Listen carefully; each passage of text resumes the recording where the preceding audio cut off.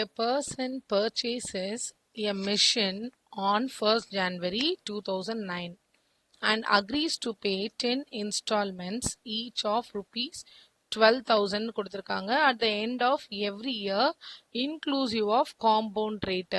So compound rate of interest அப்படின்றது அந்த interest வந்து ஆட் ஆகிட்டே இருக்கும்.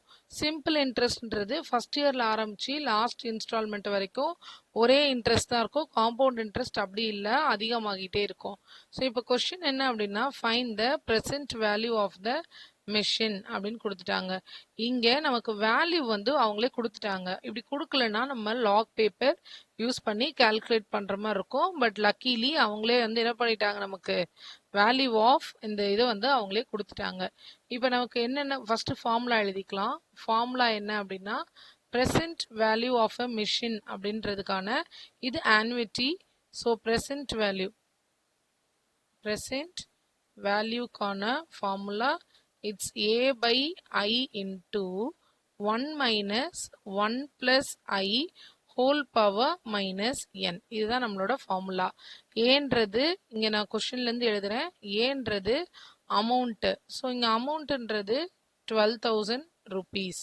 அடுத்தது ஐன்றது rate of interest. Rate of interest வந்து இங்க இந்த காம்பவுண்ட் அண்ட் அது கொடுத்துருக்கிறது 15%. 15% நம்ம எப்படி எழுதலாம், 15 டிவைடட் பை 100. 100ல டிவைட் பண்ணும்போது 0.15. அடுத்தது என்னன்றது number of years. Number of years வந்து எத்தனை இயர் கொடுத்துருக்காங்க, நமக்கு 10 இன்ஸ்டால்மெண்ட்ஸ்னு கொடுத்துருக்காங்க.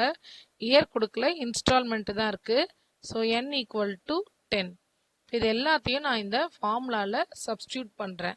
ஸோ சப்ஸ்டியூட் பண்ணும்போது PV equal to 12,000 divided by I value வந்து 0.15 into 1 minus 1 plus I. So 1 plus I ஓட value 0.15 whole power minus n. n ஓட value 10. அப்ப minus 10. ஆனா எனக்கு மேல கொடுத்திருக்க டேட்டா என்ன கொடுத்திருக்காங்க, பவர் பிளஸ் 10ல கொடுத்திருக்காங்க. அப்ப நான் அதை மட்டும் மாத்தி எழுத போறேன். இந்த இடத்த மட்டும் மாத்தி எழுதிக்கலாம். நியூமரேட்டர்ல இருக்கும்போது பவர் மைனஸ் அப்படின்னா டினாமினேட்டருக்கு போகும்போது கீழே ஷிஃப்ட் பண்ணும்போது அது பவர் பிளஸ்ஸா மாறிடும். ஸோ 1 2 0 0 0 இது இப்படி எழுதலாம். 0.15 நம்ம இதை என்ன பண்ணலாம், 1 மைனஸ் அதை அப்படியே கீழே ஷிஃப்ட் பண்றேன்.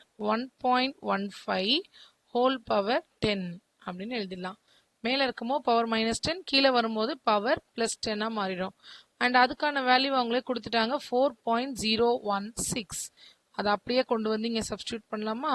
So 12,000 by 0.15 into 1 minus 1 divided by 4.016. இதுதான் கொஸ்டின்ல கொடுத்துருக்காங்க. ஸோ இந்த 1 divided by அதை வந்து டிவைட் பண்ணிக்கோங்க. ஸோ 12,000 by 0.15 1 minus 1 by 4.016 இதை டிவைட் பண்ணா எனக்கு அப்ராக்சிமேட்டா 0.247 அப்படின்னு வரும். ஸோ இதை மைனஸ் பண்ணும்போது எனக்கு என்ன வருது அப்படின்னா 12,000 divided by 0.15 into 0.757. ஸோ இதெல்லாம் கேன்சல் பண்ணி எழுதும் போது என்னோட ஆன்சர் 60080.4 அப்படின்னு வரும். ஸோ இந்த ருபீஸ்ல 60,000. ஸோ ருபீஸ் 60,080 அப்படின்றது தான் என்னோட ப்ரெசன்ட் வேல்யூ.